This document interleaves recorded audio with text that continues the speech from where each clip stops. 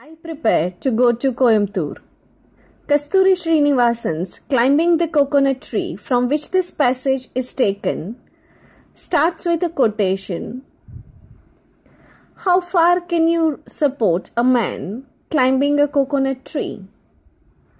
Only as far as your hand can reach. After that, he has to do the climbing himself. The author calls this book a partial autobiography. Ever since I started to learn English, I had known that I would have to go to school in Coimbatore. It had never struck me to question that decision. I was not trained to question things, but merely to accept them as they were. Coimbatore was only 20 miles away.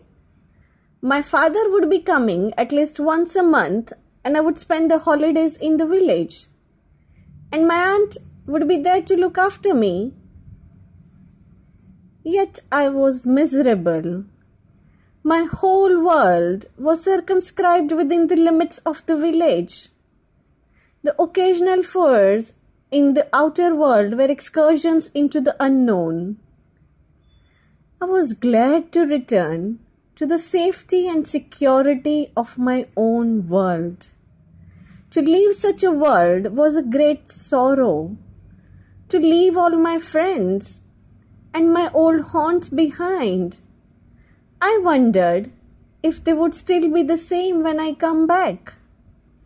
I remember thinking that even the trees would have grown taller by the time I returned. It never struck me that I too would grow, taller or change. I remember breaking the branches of a tree and thinking to myself, at least this stump will remain a stump until I come back. I went round the village looking at things, trying to memorize them, to fix them in my heart, so that at least in my memory they would remain constant without change. I hid little useless objects in various unlikely corners in the hope that they would still be there when I come back. If this remained undisturbed in my absence, it was a source of elation.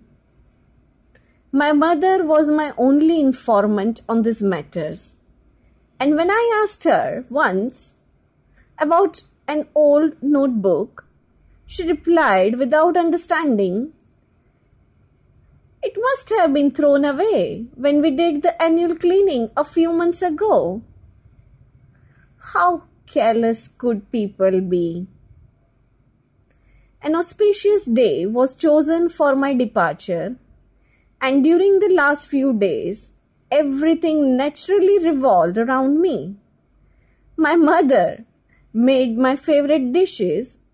Almost everybody talked about the promised high school career. Friends came to say goodbye. The few clothes I had were put together, and I was assured I would have new ones as soon as I got to Coimbatore. I hoped that this would be suitable to my status as a high school student. My aunt and the servant had already left to get the house ready for my arrival. On the morning of my departure, a few of the uncles came to see me off. The horse cart was got ready, and I touched grandfather's feet to say goodbye to him. I had always thought of him as an eternal fixture in the house. Little did I realize that I would not see him alive again. He was now 85, very frail and totally blind, but he got to his feet, shuffled slowly to the room where his safe was kept, opened it, took out a currency note and asked me, "What is it?" "A 100-rupee note, grandfather," I replied. "It is too much," he said and put it back. He got out a 10-rupee note and handed it to me. "I want you to be a 4-sleeved lawyer when you grow up." He blessed me. Grandfather is careful with money as usual. The family members sniggered and we set off. Grandfather's deserving charity. For as long as I had known him, grandfather had intended to spend some money on charity. "God has been good to me," he would say to whoever cared to listen. "My children are well off in life, so why shouldn't I give away something to a highly deserving charity?" But grandmother, who knew, was highly skeptical of his intentions. "He has never given anything away in his life, and I don't think he will start now," she said. If one of the 15 uncles happened to be listening, he would say, "Yes, you can certainly afford to do it. The only question is, which charity?" Grandfather would ask, or even more important, to whom? It is difficult to give to a charity without it benefiting someone else at the same time. Education, medical relief, building a cholo tree, building a new gopuram to our temple were all suggested to him at various times by different people. But he had objections to each suggestions on the grounds that it might help someone undeserving of his munificence. School teachers would merely hoodwink him and spend the money on something else. So education was out. He had lived without taking any medicine in his whole life, and why should other people not do the same? So medical relief could not be considered. Temple priest attracted his worth more than anyone else. So the temple had to get on without a new gopuram. A cholo tree was a place where a whole lot of lazy, good-for-nothing people got together to gossip and perhaps smoke opium. Innocent and unsuspecting people, having heard of his intention, approached grandfather, hoping that perhaps they might be the lucky ones to get a large donation out of him for some worthy cause. But soon they learnt that how unworthy their causes were, how selfish they were in approaching him, and how dull to imagine him a fool. But as grandfather became increasingly feeble, and as the end undeniably approached, my father took the matter in hand. He told the old gentleman that he should make up his mind soon, and that any charity was better than no charity.